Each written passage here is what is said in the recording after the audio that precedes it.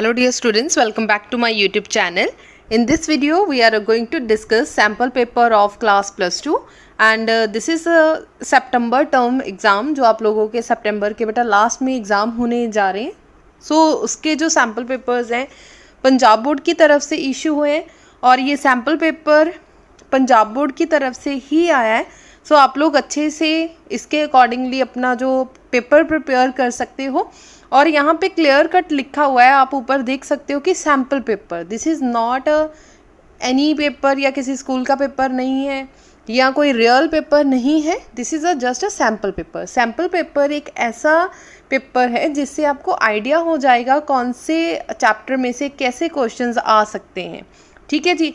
चलिए video start करते हैं. वीडियो स्टार्ट करने से पहले आपको वीडियो लाइक करनी है, मैक्सिमम शेयर करनी है. अगर चैनल पे फर्स्ट टाइम आए हो तो चैनल को सब्सक्राइब करना है, बेल आइकन प्रेस करना मत भूलिए बिकॉज इस चैनल पे आपको कॉन्टीन्यूसली ऐसी वीडियोस मिलती रहेंगी. चलिए बेटा, सितंबर में आपके टोटल 70 मार्क्स का पेपर होगा और 3 आवर्स मिलेंगे आप लोगों को पेपर के लिए. ठीक है जी. 3 घंटे के अंदर अंदर आपने अपना सारा पेपर कंप्लीट करना है और टोटल 16 क्वेश्चंस होंगे. 16 में से बेटा जो फर्स्ट क्वेश्चन है उसके 23 मल्टीपल चॉइस क्वेश्चंस होंगे. 23 मल्टीपल चॉइस क्वेश्चंस मतलब आप लोगों को 23 MCQs आएंगे पेपर के बीच में और 5 क्वेश्चंस ऐसे होंगे जो ट्रू फॉल क्वेश्चंस होंगे. ठीक है जी. ईच क्वेश्चन कैरी 1 मार्क्स और हर क्वेश्चन का 1 मार्क्स है.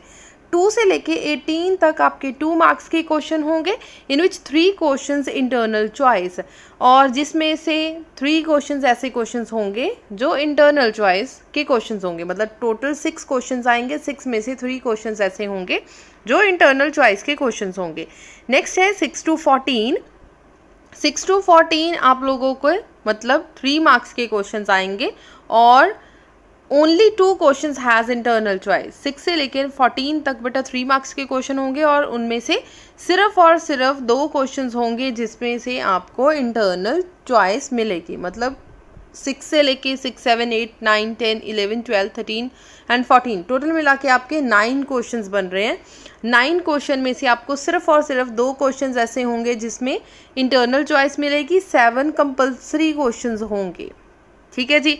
नेक्स्ट आ जाओ 15 एंड 16 इज कैरी 5 मार्क्स के क्वेश्चन होंगे जिसमें आपको इंटरनल चॉइस मिल जाएगी जो कि यूनिट नंबर 1 में से आपका क्वेश्चन आएंगे. टोटल देखा जाए तो बेटा 40% आपका ऑब्जेक्टिव टाइप क्वेश्चंस आ रहे हैं, मतलब कि MCQs filling the blank true false, और 60 मार्क्स के आपके आएंगे बाकी पेपर सब्जेक्टिव पेपर. ठीक है. Use of non programmable calculator is allowed. मतलब जो सिंपल कैलकुलेटर्स हैं वो आप लोगों को अलाउड है, लेकिन लॉग टेबल वाला जो इसके ऊपर साइन थीटा कॉस थीटा लिखा है वो वाला कैलकुलेटर आप लोगों को अलाउड नहीं है. चलिए, all questions are multiple choice questions and true false. 28 question, first 28 questions आप लोगों के मल्टीपल चॉइस क्वेश्चंस हैं या फिर ट्रू फॉल्स हैं. First question is the law governing the force between electric charge is known as. कोई ऐसा law बताओ जो फोर्स एक्सप्लेन करे, इलेक्ट्रिक चार्ज का फोर्स एक्सप्लेन करे. फोर्स मतलब कि 1/4 pi epsilon naught Q1 Q2 divided by R². ये लॉ किसने दिया है? फोर्स वाला लॉ किसने दिया है? ना तो एम्पियर ने दिया है, ना ही ओम्स ने दिया है, ना ही फैराडेज ने दिया है, कूलम्स ने दिया है. Answer D option is the right answer. Next आ जाओ विच बेटा जैसे आपका सैम्पल पेपर मैं सॉल्व करवा रही हूँ, अदरवाइज़ ट्राई करो कि वीडियो को पॉज करते जाओ और इसके आंसर्स, क्योंकि पेपर आप लोगों के बिल्कुल अब नज़दीक है. आप लोगों की रिवीजन वैसे चल रही होगी, आप लोगों ने अच्छे से प्रिपेयर किए होंगे. साथ साथ अपने आंसर्स खुद टिक लगाते जाए और देखिए कि आपको कितना पेपर आ रहा है और कितना नहीं आ रहा है. ठीक है. इससे ये क्लियर हो जाएगा कि हमें और कितनी रिवीजन की ज़रूरत है एक्सेट्रा. चलिए, सेकेंड है which physical quantity has a unit of newton per coulomb. कोई ऐसी फिजिकल क्वांटिटी जिसके यूनिट्स न्यूटन पर कूलम है. न्यूटन मतलब फोर्स और कूलम मतलब चार्ज. ये किसने दिया है? Electric field. Electric field is equals to F divided by Q. ठीक है जी. कौन सी क्वांटिटी है? Electric field. इलेक्ट्रिक फील्ड मतलब option number B is a right answer, electric field. So first is Coulomb's law, second is electric field. Third आ जाओ, SI unit of electric flux is. Electric flux के बेटा units क्या हैं, newton metre square per coulomb. ठीक है, so देख लो newton metre square per coulomb, option number D is a right answer. Which of the following is a not the mathematical statement of Ohm's law. Ohm's law की कोई mathematical statement नहीं है। V is equal to I are तो है ही, ठीक है जी, V is equal to I R main equation है। I R is equal to rho L over A, ये भी ओम्स ने ही एक्सप्लेन किया है। बाकी बच गए B और C, ठीक है जी। सो B वाला ऑप्शन राइट आंसर है, J is equal to rho E। ये इसके हेल्प से एक्सप्लेन हो जाएगा। अगर आप लोग एक्सप्लेन कर पा रहे हो तो वेरी गुड, अगर नहीं हुआ तो बता देना। सो C ऑप्शन एक ऐसी ऑप्शन है जो आप लोगों को मतलब इसका एक्सप्लेन नहीं होगा, मतलब ये ड्राइव नहीं होगा, डायरेक्ट ड्राइव नहीं होगा। So C option is the right answer. Next आ जाओ, Kirchhoff's law is based on a law of conservation of. जैसे फर्स्ट जो सैम्पल पेपर आया था अगस्त वाला, उसमें आया था किरचॉफ्स फर्स्ट लॉ किसके बेस्ड है, यहाँ पे आया Kirchhoff's second law is based on the law of conservation of energy. ठीक है जी, इसका मतलब ये इंपॉर्टेंट क्वेश्चन है किरचॉफ्स लॉ वाला। सो ये वाला एमसीक्यूज बहुत अच्छे से प्रिपेयर करके जाना। नेक्स्ट है, the unit of electric power is watt. Watt is the unit of power, ठीक है जी। नेक्स्ट आ जाइए, the value of Bohr magneton is given by. Bohr magneton की वैल्यू कितनी है, बोहर मैग्नेटोन कैसे निकालोगे, mu B is equals to EH divided by 4 pi m. What is the value of E? That is 1.6 into 10 raised to the power minus 19, or H is a Planck's constant which is a standard value 6.64 into 10 raised to the power minus 34. ठीक है जी, minus 34 divided by 4 multiplied by 3.14, और M, what is the mass of electron? 9.1 multiplied by 10 raised to the power minus 31। ठीक है जी, इतना हो गया। अब इसको सॉल्व करके देखो, पहले 1.6 को 6 के साथ मल्टीप्लाई, देन 6.64 के साथ मल्टीप्लाई, और 4 को 3.14, देन 9.1। ये सारा बेटा सॉल्व करके देखना, जो आपका आंसर आएगा that is 9.27 multiply by 10 to the power 24 ampere metre square. So ये आंसर आएगा आपका। नेक्स्ट आ जाओ, magnetic field at the centre of circular coil is. जैसे ही हमने सेंट्रल कॉइल वाला बेटा आर्टिकल सॉल्व किया, उसका आंसर क्या आया, that is mu not I divided by 2r। So option number B is a right answer. Next है, a small angle between magnetic axis and geographic axis at a place is called magnetic meridian. ये definition ही है direct. So magnetic meridian, magnetic declaration ये direct definition ही है। So option direct आ जाएगी।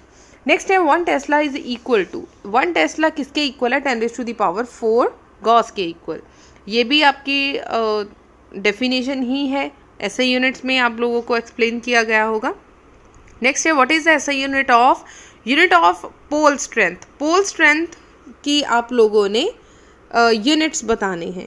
अगर यूनिट्स हैं that is ampere metre, option number D is a right answer. Next आ जाओ, what is the expected value of dip at the magnetic pole of the earth, that is 90 degree.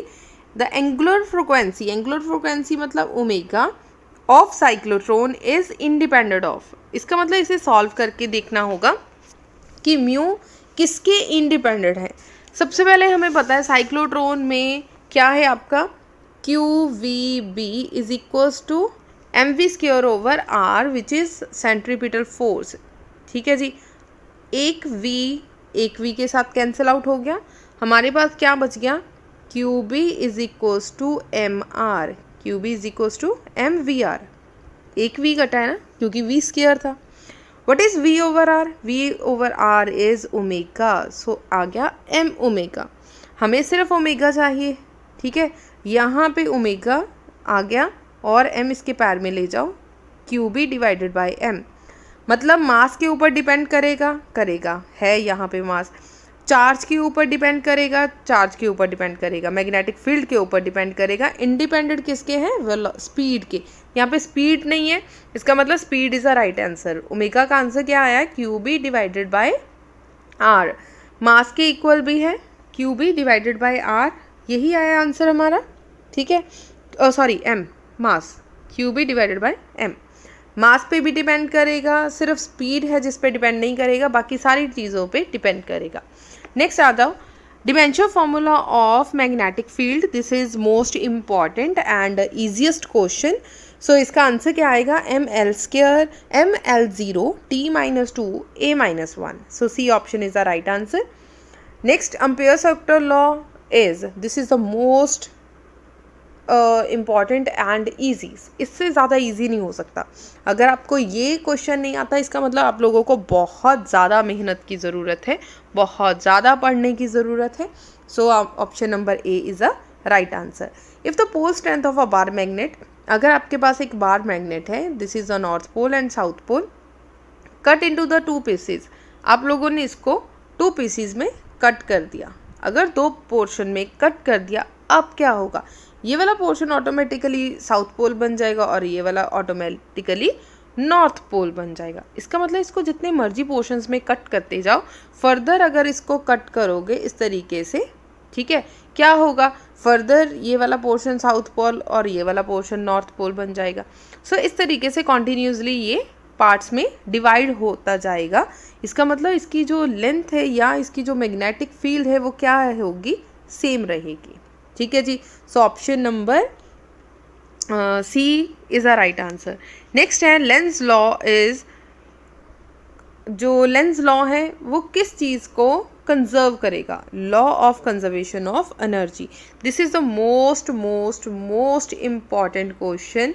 चाहे आप CBSE के बच्चे हैं, चाहे Punjab board के बच्चे हैं, ये क्वेश्चन मोस्ट इम्पॉर्टेंट है और जितनी बार भी एमसीक्यूज आए हैं ये क्वेश्चन रिपीट होता है। नेक्स्ट है, a transformer works on a principle of mutual induction. ऐसे unit of mutual induction is henry. बहुत ज़्यादा इजी क्वेश्चन है बेटा ये वाले, बहुत ज़्यादा। नेक्स्ट है, frequency of a visible light of the order of 10⁻⁴ 14 hertz या 15 हर्ट्स। सो 14 यहाँ पे गिवन है ऑप्शन में, तो 14 लिखेंगे। नेक्स्ट है, ultraviolet rays are used. UV rays किस चीज़ के लिए यूज़ किया जाएगा? To prevent the food stuff, बिल्कुल करेक्ट है।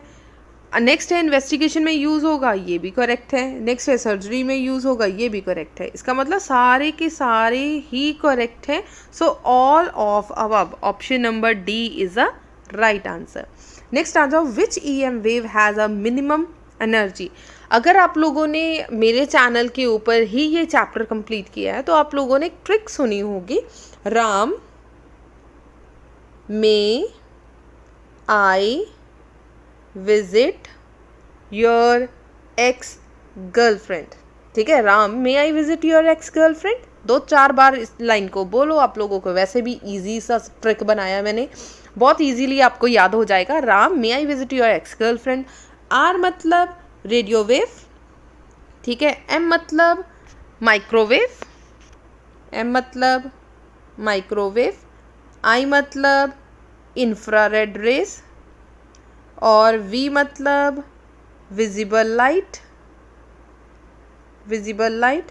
और यू मतलब यूवी रेज, एक्स मतलब एक्स रेज और जी मतलब गामा रेज। ठीक है, बहुत इजीली आप लोगों को ये वाली टर्म याद हो जाएगी।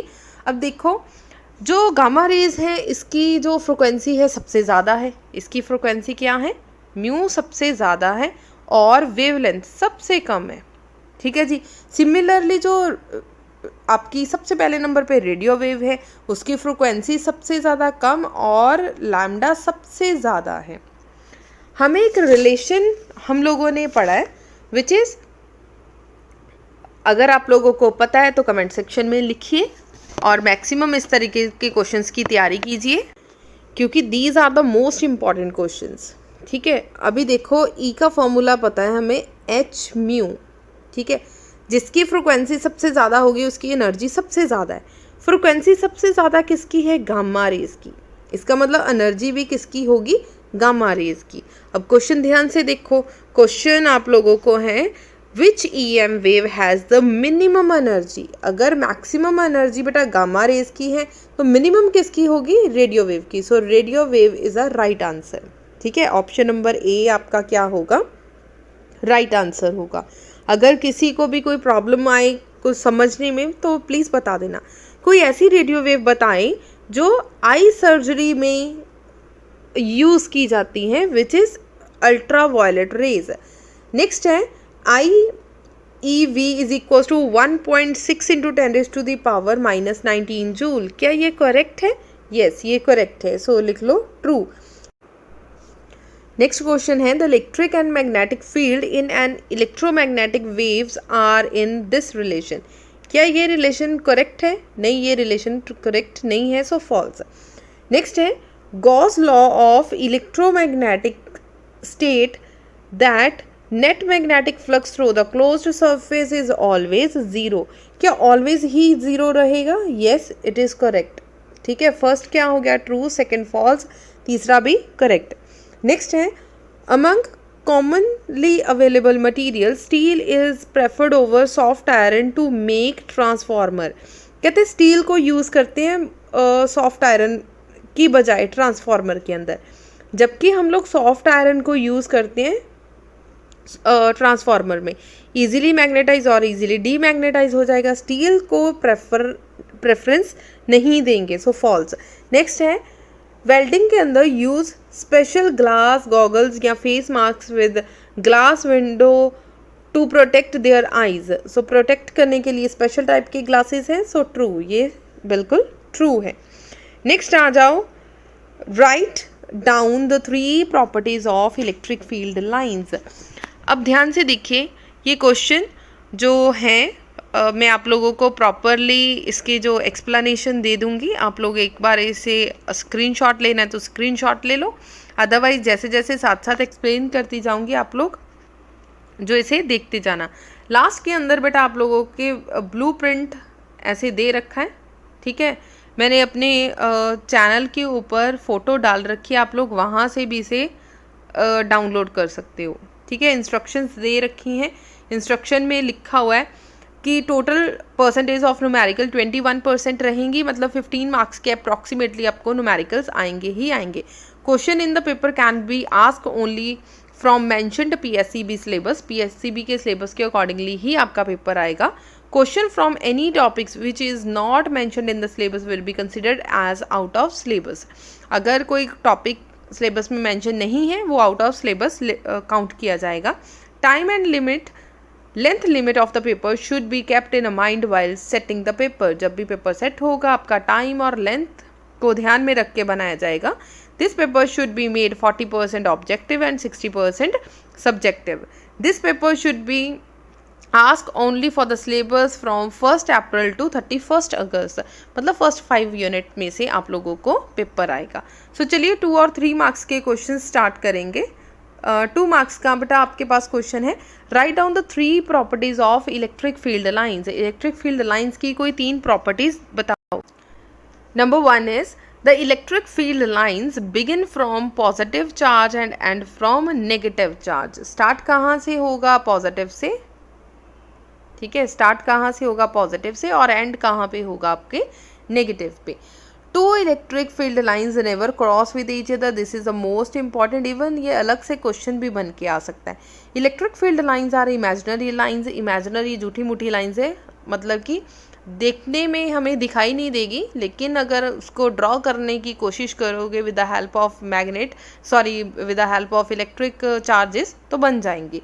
Electric field lines do not pass through conductor. किसी भी कंडक्टर के अंदर इलेक्ट्रिक फील्ड लाइंस कभी भी पास नहीं कर सकती।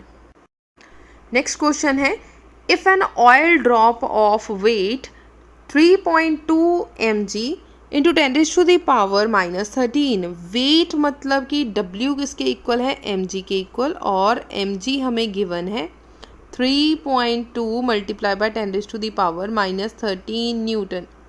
प्लीज़ बेटा note down these all questions और numericals on your notebook.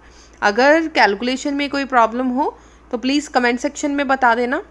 Otherwise तो मैंने क्रॉस चेक किया है कि कोई मिस्टेक ना हो। अगर बाई चांस किसी कैलकुलेशन में कोई मिस्टेक हो जाए सो प्लीज़ सॉल्व करके देखो।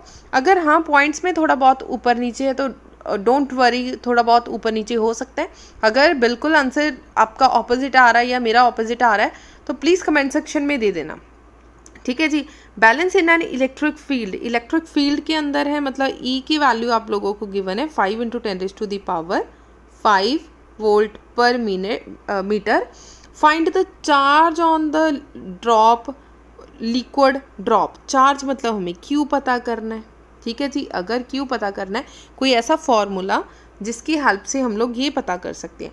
हमें पता बेटा फोर्स किसके इक्वल है, क्यू ई के इक्वल, ये हम लोग ऑलरेडी पढ़ चुके हैं। और फोर्स किसके इक्वल है, mass into acceleration, mass into acceleration मतलब G is equal to Q E की जगह पे एज सच लिख दो Q E. What is M G, M G की वैल्यू ऑलरेडी आप लोगों को गिवन है, ठीक है। ऑलरेडी बेटा ये चीज़ आप लोगों को गिवन है, सो लिख दो 3.2 × 10⁻⁻13 और क्यू आप लोगों को स्टैंडर्ड वैल्यू क्यू हमें पता करना है। फाइंड द चार्ज, क्यू हमें पता करना है, क्यू की वैल्यू एज सच और ई दूसरी तरफ ले जाओ, डिवाइडेड बाय 5 × 10⁵, ठीक है। वेट डब्ल्यू जी आप लोगों को गिवन है, ठीक है जी, ये आ गया। अब इन दोनों को डिवाइड करके देखो, आपका डिवाइड करके जैसे ही आप डेसिमल रिमूव करोगे नीचे एक वैल्यू इंक्रीज हो जाएगी। 32 को डिवाइड किया 3 6 और 0.4 × 10⁻13, ये बेटा 6 ऊपर गया तो बन गया -6, सो -19। सो आपका क्यू का आंसर कितना आ गया, 6.4 × 10⁻19 कूलम, ठीक है जी। क्योंकि ये मैंने अभी अभी सॉल्व किया है, मैंने सोचा था कि कैलकुलेशन आप लोगों को दूंगी एज अ होमवर्क। सो बेटा एक बार चेक कर लेना कि इतना ही आंसर आ रहा है, क्योंकि मैंने भी आपके सामने स्क्रीन के ऊपर ही सॉल्व करा है इसे, मैंने खुद कॉपी पे सॉल्व नहीं किया। सो आप लोग एक बार इसे देख लेना कि कैलकुलेशन में आंसर करेक्ट आया कि नहीं आया। अदरवाइज फॉर्मूला मैंने आपको बता दिया, फॉर्मूला जस्ट वैल्यूज पुट करें और इसको सॉल्व करके देख लो, ठीक है जी। बस इस चीज़ का ध्यान रखना कि यहाँ पे वेट गिवन है, वेट मतलब आप लोगों को mg की वैल्यू गिवन है, mg इज इक्वल टू 3.2 × 10⁻13।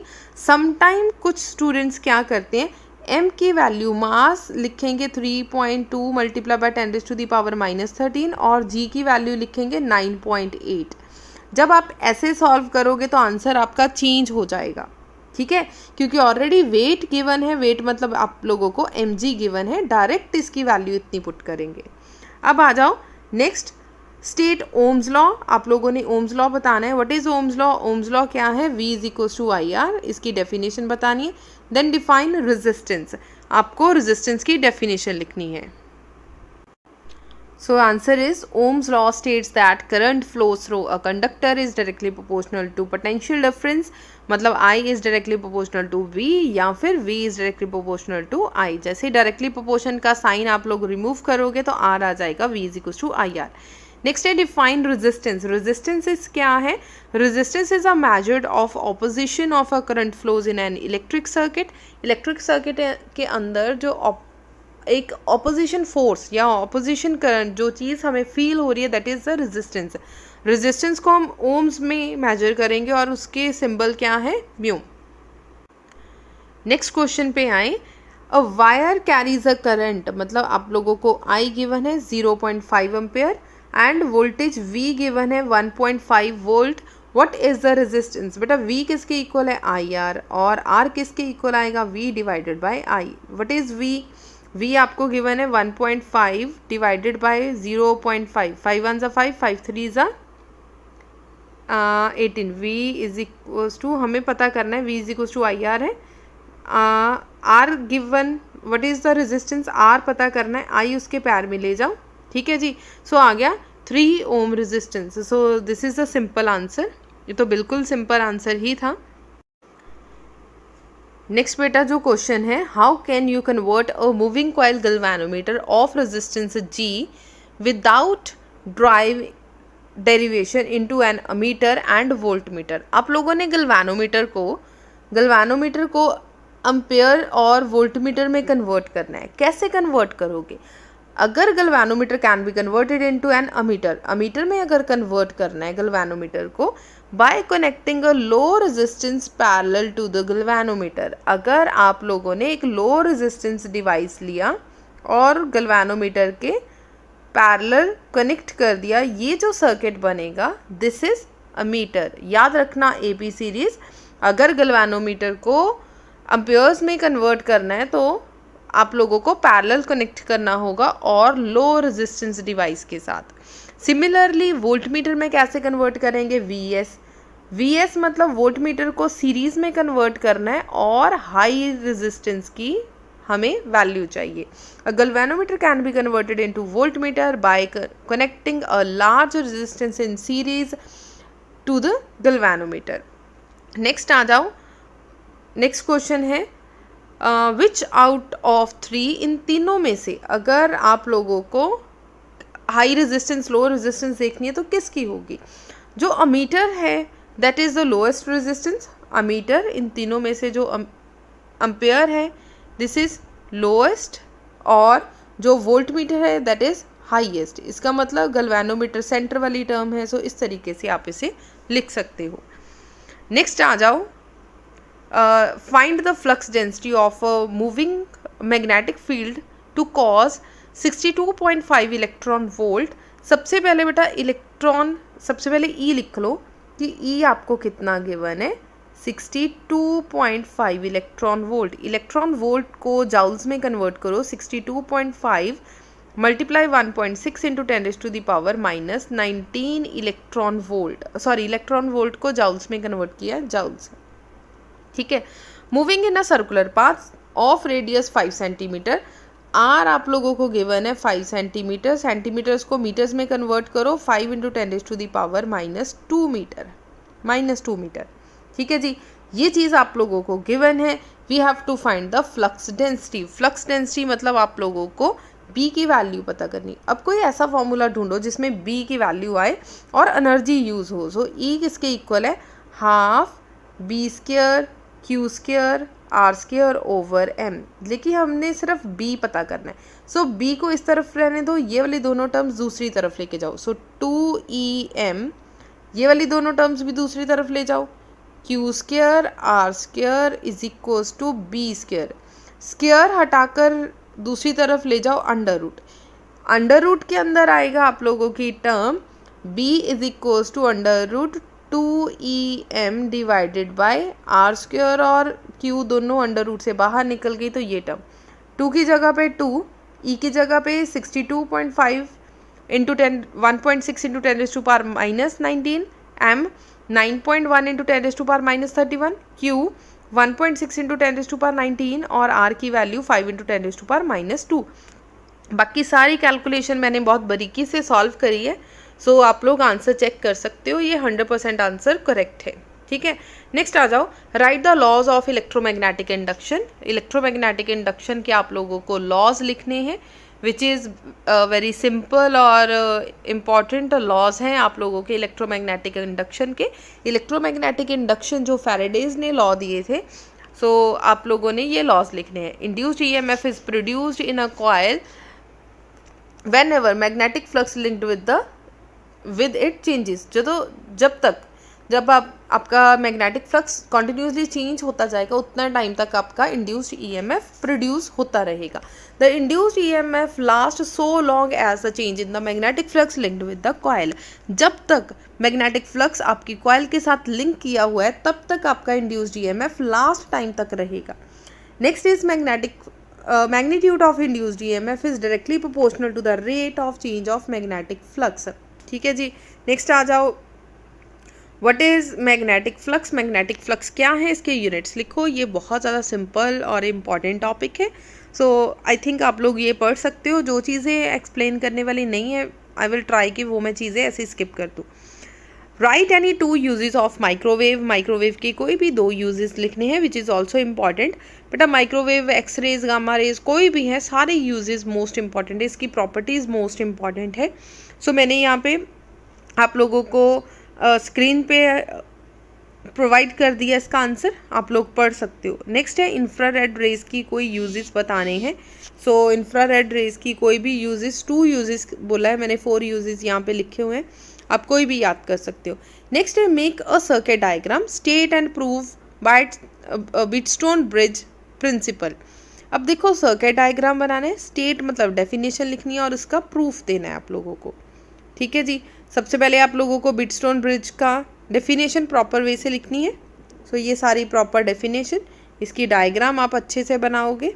ठीक है, देन कंस्ट्रक्शन लिखी हुई है, प्रिंसिपल है, उसके बाद इसका सारा प्रूफ है। बिकॉज ये बहुत ईजी सा टॉपिक है, बाई चांस आप लोगों को प्रॉब्लम आए तो इसकी वीडियो बेटा ऑलरेडी एक्सप्लेनेशन की बनी हुई है, आप लोग को कमेंट सेक्शन में दे देना, आप लोगों को वीडियो मिल जाएगी। अदरवाइज सेकंड यूनिट के अंदर इसकी वीडियो है, आप सीरियल ऑर्डर में वीडियोस ओपन कर सकते हो। नेक्स्ट है साइक्लोट्रॉन का बेटा प्रिंसिपल, कंस्ट्रक्शन एंड डायग्राम बनानी है, क्योंकि ज़्यादा कुछ नहीं पूछा and this is the most important. आप लोग देख भी सकते हो 2010 से लेके 17 तक कितनी बार रिपीट हुआ है, सारे साल ही रिपीट हुआ है। ठीक है, 8 years कॉन्टीन्यूसली ये क्वेश्चन आपके क्वेश्चन पेपर में मिलेगा आपको। साइक्लोट्रॉन क्या है, इसका प्रिंसिपल क्या है और इसकी कंस्ट्रक्शन। ठीक है जी, जो चीज़ें हमें बोला गया है वही पेपर में लिख के आना है, क्योंकि वर्किंग एंड मैथमेटिकल पोर्शन नहीं बोला, क्योंकि वर्किंग जो मैथमेटिकल पोर्शन है वो वर्किंग का ही एक पार्ट है। सो अगर नहीं बोला है तो आप लोग इतना ही लिख कर आओगे।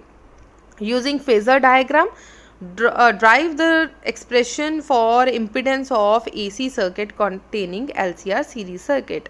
अब this is impedance of LCR series circuit. अच्छा, बहुत से बच्चों को इस डायग्राम में प्रॉब्लम रहती है, बहुत इजी सी डायग्राम है, बिल्कुल भी कॉम्प्लिकेटेड नहीं है। पहले आप इस तरीके से बना लो। ठीक है, R ऑलवेज यहीं पे रहेगा, LCR याद रख लो, LCR इस तरीके से लिखना है, LCR। ठीक है, बन गई डायग्राम। और क्या करना है, ये आ गया LCR। सेंटर वाला पोर्शन ऑलवेज क्या होगा, EMF voltage, so this is E। और यहाँ पे परपेंडिकुलर ड्रॉ कर लो इस तरीके से। ठीक है, यहाँ से लेके यहाँ तक का पोर्शन VR और यहाँ से लेके यहाँ तक। अब देखो L ऊपर है मतलब VL बड़ा होगा, VC डाउनवर्ड है, सो VC। सो ये पोर्शन कितना आ गया, ये छोटा सा पोर्शन कितना आ गया, VL माइनस VC। क्लियर हो गया जी। सो इतनी चीज़ें लिखने के बाद एंगल देखो, दिस इज़ फाई एंगल, बाकी मैथमेटिकल पोर्शन है। सो आप लोग इस तरीके से इसे प्रिपेयर करोगे। क्लियर हो गया जी। नेक्स्ट आ जाओ बेटा, ये tan वाला जो पोर्शन है, अदरवाइज आप लोगों को लिख कर आप लिखाओगे तो अच्छी बात है, हो सकता है कुछ टीचर इसके मार्क्स कट कर ले। बहुत से बच्चे Z is called impedance of circuit तक ही करके आएंगे, बट ट्राई करो कि अगर टाइम है आपके पास तो tan थीटा एक्सेट्रा ये इसके स्पेशल केस भी करके आओ। ठीक है, नेक्स्ट है state Kirchhoff's law and electric circuit with suitable example. This is also most important, 2010, 11, 13, 14, 16, 18 सब में आया हुआ है। ठीक है, ये भी इजी क्वेश्चन है। अब सेकेंड लॉ आपकी मर्जी है, अगर आप लोग दिनेश जैसे मॉडर्न की बुक में वो ट्रायंगल की फॉर्म में इस तरीके से दिया हुआ है। ठीक है, अगर आपको वो इजी लग रहा है तो वो कर लो, अगर नहीं वो इजी लग रहा है, ये सिंपल सी सर्किट है, आप इसके अकॉर्डिंगली भी किरचॉफ्स लॉ का एक्सप्लेनेशन दे सकते हो। नेक्स्ट आ जाओ, देख लो एक बार, अगर आप लोगों के पास बुक है तो वेल एंड गुड है, नहीं बुक है स्क्रीनशॉट ले लो, ऐसे भी आप लोग कर सकते हो। ठीक है जी, नेक्स्ट क्वेश्चन पे आ जाओ। 60 वॉट एंड 220 वोल्ट बल्ब, सबसे पहले लिख लो वॉट कितना गिवन है 60 वॉट और बल्ब की वोल्टेज गिवन है। देन ये सेकंड बल्ब है, उसकी वोल्टेज एंड पावर आप लोगों को गिवन है, दोनों को पैरेलल कनेक्ट किया गया है। Which will grow more current, जिस कौन ज़्यादा ग्लो करेगा और किस में ज़्यादा करंट होगा। अब देखो सबसे पहले हमने रेजिस्टेंस का पावर का फॉर्मूला है P is equal to V square over R, यहाँ से रेजिस्टेंस निकाल लो, R is equal to V square over P। ठीक है, P यहाँ पे ले जाओ, R ऊपर ले जाओ, वैल्यूज पुट करो, एक रेजिस्टेंस ये आ गई और दूसरी बल्ब की रेजिस्टेंस R2 आ गई। अब देखो रेजिस्टेंस किसकी ज़्यादा है, फर्स्ट की, फर्स्ट कितना आया 80, R1 कितना आया 806 और R2 कितना आया आपका 484। इसका मतलब R1 ग्रेटर है R2 से, जिसकी रेजिस्टेंस ज़्यादा होगी, R1 की वैल्यू ज़्यादा है। सो बल्ब आप लोग फर्स्ट बल्ब देख सकते हो 60 वाला है R1 और R2 मतलब कि 100 वाला बल्ब है। सो R1 की रेजिस्टेंस ज़्यादा है, जिसकी रेजिस्टेंस ज़्यादा होगी उसमें से कम करंट पास होगा। इसका मतलब R2 वाला ज़्यादा ग्लो करेगा। ठीक है जी। Drive an expression for the acting on a bar magnet placed in a magnetic field. Magnetic field के अंदर आप लोगों ने एक बार मैग्नेट रखा है। थियोरी लिखनी ज़रूरी है, आप लोग इस तरीके से प्रॉपर थियोरी लिखकर बार मैग्नेट को इलेक्ट्रिक फील्ड के अंदर, मैग्नेटिक फील्ड के अंदर इस तरीके से रखा। ठीक है, बार मैग्नेट रख दिया। इस पॉइंट के ऊपर जो फोर्स लगेगा दैट इज़ Q0B और यहाँ पे जो लगेगा दैट इज़ Q कल्ला लिख लो QB, लेकिन दिस इज़ नेगेटिव और दिस इज़ पॉजिटिव। ठीक है, एक पॉजिटिव होगा और नेगेटिव होगा। देन सिमिलरली परपेंडिकुलर डिस्टेंस लेना है। Torque is equals to tau is equals to force into perpendicular distance. Force कितना लग रहा है QB और परपेंडिकुलर डिस्टेंस मतलब ये वाला डिस्टेंस कितना लग रहा है that is 2L sine theta. So लिख दो 2L sine theta.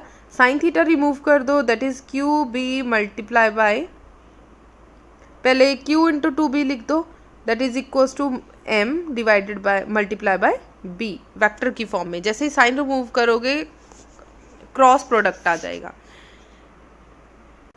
Next numerical resistance of 90 ohm. 90 ohm resistance मतलब कैपिटल R आप लोगों को गिवन है 90 ओम और connected in a series with a galvanometer resistance 100 ओम मतलब कैपिटल G गिवन है। पोटेंशियल डिफरेंस 1 वोल्ट मतलब V की वैल्यू कितनी गिवन है 1 और डिफ्लेक्ट कर रहा है 100 division in a galvanometer. Deflection show हो रही है। Find the figure of merit galvanometer. अच्छा, सबसे बड़ी बात है ये सारा सैम्पल पेपर आप लोगों को एक्यूरेट में मिल जाएगा। आप लोगों ने देखा होगा कि कुछ क्वेश्चंस मैंने सॉल्व करे हैं जो सिंपल से आंसर्स थे, सो मैंने सॉल्व कर दिए। जो ऐसे फोटोज लगाई हुई हैं ये सारी एक्यूरेट की ही बुक की मैंने डायरेक्ट पिक्चर ली और आपके PDF में लगा दी। ठीक है, फिगर ऑफ मेरिट मतलब के पता करना है। Resistance R V is equals divided by IG minus G। V की वैल्यू कितनी गिवन है आपको 1 वोल्ट, IG की वैल्यू हमें पता करनी है और कैपिटल G भी आपको गिवन है 100। जस्ट वैल्यूज पुट करें आपका आंसर आ जाएगा। ठीक है, लास्ट में उन्होंने बोला है कि 100 डिविजन्स है। 100 डिविजन्स कैसे फाइंड आउट करेंगे? जो भी आपका IG आंसर आया K is equals to IG divided by number of turns N। ठीक है, 100 से डिवाइड करोगे आपका आंसर आ जाएगा। नेक्स्ट ट्रांसफार्मर है और उसके एनर्जी लॉसेस लिखनी है। मतलब ना उसका प्रिंसिपल पूछा गया ट्रांसफार्मर के, ना उसकी डायग्राम पूछी गई है, ना ही उसका मैथमेटिकल पोर्शन, सिर्फ प्रिंसिपल लिखना है। वैसे ही मैंने ये लगा दिया transformer, step down transformer, otherwise इसकी भी ज़रूरत नहीं है। आप लोग डायरेक्ट प्रिंसिपल लिखो कि म्यूचुअल इंडक्शन इसका प्रिंसिपल है और डायरेक्ट इसके लॉसेज लिख दो। लॉसेज कॉपर लॉस है, एडी करंट लॉस है, हिस्टेरिसिस लॉस, फ्लक्स लॉस और हीमिंग लॉस। हीमिंग लॉस होता है साउंड का जो लॉस हो रहा है। लास्ट क्वेश्चन आ गया, न्यूमेरिकल पोर्शन है। LCR आप लोगों को गिवन है, जितनी वोल्टेज दे रखी है मतलब EV आपको वो भी गिवन है 220 volt. Varying with frequency power at what frequency the circuit current maximum. कौन सी फ्रिक्वेंसी होगी जिस पे आपकी करंट की वैल्यू मैक्सिमम होगी। ठीक है जी। सो ये मैंने खुद सॉल्व किया, इसका मतलब ये आपको एक्यूरेट की बुक में नहीं मिलेगा। ठीक है, सो मैक्सिमम करंट कब होगा? जब XL इक्वल्स टू XC होगा। सो मैंने लिख दिया XL इक्वल्स टू XC। बाकी सारी टर्म्स बेटा गिवन है, L गिवन है, C गिवन है, C माइक्रो फैरेड था, माइक्रो को कन्वर्ट कर दो फैरेड, R गिवन है, EV गिवन है। XL equals to XC। XL की वैल्यू किसके इक्वल है? That is equals to omega L और ओमेगा की value 2 pi mu L। Similarly XC की वैल्यू किसके इक्वल है? 1 ओवर ओमेगा, ओमेगा की value 1 over 2 pi mu C। So ये दोनों टर्म्स यहाँ पे डायरेक्ट लिख दी। ठीक है, ये वाला म्यू इस म्यू के साथ मल्टीप्लाई सो आ गया mu square is equal to ये वाला 2 पाई L दूसरी तरफ ले जाओ। So 2 2 4 pi into pi, pi square, square हटा दो दूसरी तरफ, स्क्वायर के साथ under root cancel, 4 under root से बाहर आ जाएगा 2, पाई स्क्वायर भी अंडर रूट से बाहर आ गया, पाई सो बच गया LC। बस ये फॉर्मूला आ गया, अदरवाइज इतनी कैलकुलेशन करने की ज़रूरत नहीं है, डायरेक्ट लिख सकते हो mu is equals to 1/2 pi under root LC, ये फ्रिक्वेंसी का फॉर्मूला है। अब वैल्यूज़ पुट करो, वैल्यूज़ पुट करने के बाद आपका इतना आंसर आ जाएगा। ठीक है जी, स्क्रीनशॉट ले लो इसका और कैलकुलेशन बेटा खुद एक बार ट्राई करके ज़रूर देखो कि इतना आंसर आ रहा है कि नहीं आ रहा है। जैसे मैंने आंसर निकाला है 21.09 हर्ट्स, अगर आप इसको राउंड ऑफ करोगे 21.1 हर्ट्स आ जाएगा। ठीक है, चाहे आप 09 तक छोड़ के आओ चाहे 1 तक, दोनों आंसर बिल्कुल करेक्ट है, आप लोग दोनों तरीके से कर सकते हो। नेक्स्ट है electric field intensity at a point क्या है, उसके SI यूनिट्स बताओ और ड्राइव करो एक्सियल और इक्वेटोरियल। ये दोनों आर्टिकल्स आए हुए हैं, एक्सियल वाला आर्टिकल भी बेटा आप लोगों के सिलेबस में मोस्ट इंपॉर्टेंट है और इक्वेटोरियल भी। एक्सियल लाइन वाला फर्स्ट पोर्शन में आ गया और इक्वेटोरियल सेकेंड पोर्शन में आ गया, सेकेंड क्वेश्चन आ गया। सेकेंड पोर्शन में गॉस थ्योरम है। गॉस थ्योरम के जैसे मैंने बेटा आपको बताया था कि गॉस थ्योरम के आने के चांसेस 100% रहते हैं, मतलब गॉस थ्योरम चाहे लाइन वाला आ जाए, शीट वाला आ जाए या स्फेरिकल शेल आ जाए, इनके आने के चांसेस बहुत ज़्यादा रहते हैं। एक्सियल और इक्वेटोरियल लाइन आपको बताई थी, उनमें से भी दोनों क्वेश्चन आए, या फिर कैपेसिटर वाला जो पैरेलल प्लेट कैपेसिटर का जो आर्टिकल है दैट इज़ मोस्ट इम्पॉर्टेंट। जैसे कैपेसिटर है, डाइलेक्ट्रिक स्लैब का आर्टिकल मैंने आप लोगों को बताया था कि मोस्ट इम्पॉर्टेंट है। देखो वही क्वेश्चंस जो मोस्ट इम्पॉर्टेंट बताए गए थे उनमें से ही क्वेश्चंस आए हैं। ठीक है जी, अगर आप मेरे को फॉलो कर रहे हो या मेरे चैनल को फॉलो कर रहे हो तो आप लोगों को ये क्वेश्चंस मैंने ऑलरेडी बता रखे थे कि ये इंपॉर्टेंट क्वेश्चंस है। यहाँ पे थोड़ा सा एक्यूरेट की बुक ने इस तरीके से सॉल्व किया है, लेकिन इस तरीके से सॉल्व मत करो, डायरेक्ट यहाँ पे आ जाओ जब आपकी डी की वैल्यू थिकनेस के इक्वल आ जाएगी और इस तरीके से आप इसे सॉल्व कर सकते हो। सो मैंने हैंड रिटन कर दिया, आप स्क्रीनशॉट भी ले सकते हो इसका। ठीक है, और लास्ट क्वेश्चन आपका इक्वेटोरियल लाइन है। सो मतलब इक्वेटोरियल लाइन या फिर आपको कैपेसिटर में से कोई एक क्वेश्चन करना था, तो दोनों में से कोई एक क्वेश्चन आप लोग कर सकते हो। ये लॉन्ग आर्टिकल्स हैं, सो आई होप आप लोगों को long articles most probably students को आते होंगे। अगर किसी तरीके की कोई प्रॉब्लम हुई लॉन्ग आर्टिकल्स में प्लीज़ कमेंट सेक्शन में दे देना, मैंने चारों क्वेश्चंस आप लोगों को बता दूंगी कि कैसे कैसे करने हैं, एक एक स्टेप एक्सप्लेन कर दूंगी। और 4 जो आपके बेटा 5 मार्क्स की क्वेश्चन है सिर्फ और सिर्फ फर्स्ट यूनिट में से आएंगे। फर्स्ट यूनिट मतलब कि एक्सियल लाइन, ठीक है, इक्वेटोरियल लाइन, फर्स्ट क्वेश्चन हो गया axial, equatorial line, Coulomb's law. ठीक है, Coulomb's law is a very very less important topic, आप इसे स्किप भी कर सकते हो। फोर्थ क्वेश्चन आ जाओ गॉस थ्योरम। गॉस थ्योरम की बेटा 3 एप्लीकेशंस हैं, मतलब कि 4 आपके क्वेश्चंस बन गए 4 5 6 क्वेश्चन यहाँ पे हो गए। 3 applications are the most important, line वाला, शीट वाला और स्फेरिकल शेल। उसके बाद आ जाओ इलेक्ट्रिक पोटेंशियल। इलेक्ट्रिक पोटेंशियल का बेटा जो क्वेश्चन है जिसमें RA से लेके RB तक या फिर 0 से लेके RA तक आप लोगों ने इंटीग्रेशन करनी है। सो ये 2 आर्टिकल्स मोस्ट इंपॉर्टेंट है। 6 में आ जाओ parallel plate capacitor dielectric slab वाला। ठीक है, ये एक आर्टिकल मोस्ट इम्पॉर्टेंट है। सो टोटल मिला के 5 3 4 5 6 7 8 9 टोटल मिला के 9 क्वेश्चंस हैं। इन 9 क्वेश्चन में से 4 क्वेश्चन 100% आपके पेपर में आएंगे ही आएंगे। जो क्वेश्चन एक आधा आपको डिफिकल्ट लगता है आप छोड़ के भी जा सकते हो। सो सिर्फ यही क्वेश्चंस हैं 9 क्वेश्चंस जो आपने अच्छे से प्रिपेयर करने हैं। ठीक है जी, so all the best for the exam. अगर बेटा क्वेश्चन अच्छे से क्लियर हो गए हों तो प्लीज़ वीडियो को लाइक कर दीजिए, मैक्सिमम शेयर कर दीजिए। चैनल पे फर्स्ट टाइम आए हो तो चैनल को सब्सक्राइब करना बिल्कुल नहीं भूलना। सो बेटा लॉन्ग क्वेश्चन ये 4 क्वेश्चंस हैं, अच्छे से प्रिपेयर कर लो। इसके अलावा 4 क्वेश्चंस और हैं, मतलब कि यही क्वेश्चंस आप लोगों ने प्रिपेयर करने और 100% इन्हीं में से पेपर आएगा। ठीक है जी, सो किसी तरीके की बेटा कोई भी प्रॉब्लम, कोई भी डाउट हो प्लीज़ कमेंट सेक्शन में दे दीजिए और जाने से पहले वीडियो लाइक कर दीजिए। Thank you so much.